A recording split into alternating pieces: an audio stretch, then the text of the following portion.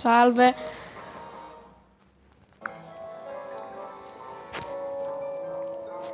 Vi farò vedere un trucco. Come far andare la strega più veloce. Bisogna avere questo deck.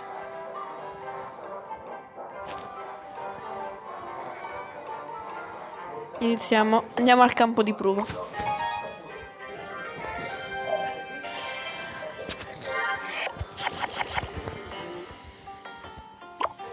Dovrete mettere. Iniziamo a difendere.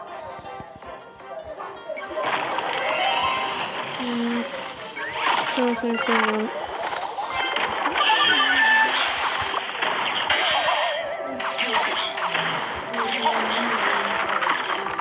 Cado un campo di prova, quindi faremo così. Allora, metterete la strega dritta dritta e il principe da dietro che corre. Guardate.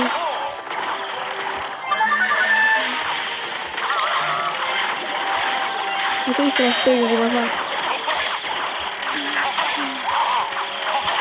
Siamo fatti anche la torre. Ah, credevo. Però un bel domatore.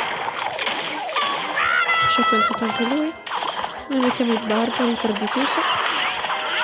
Perché loro non difendono. E attacchiamo con rabbia. Tanta forza. Proprio pieno di riempire tutto. Ogni difesa che mette le ammazzate.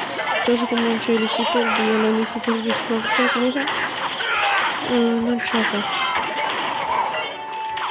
C'è giusto fare una torre, ce la fa. Carichiamo.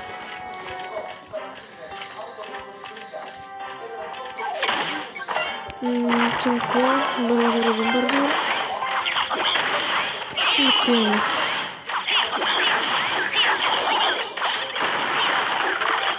Questo e il principe dietro.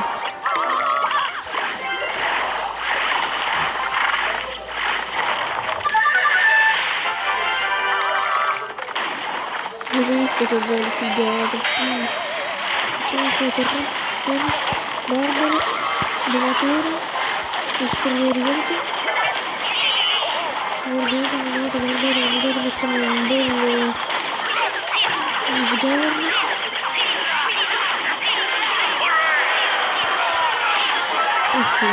E qui andiamo a vincere così. Vi saluto, alla prossima.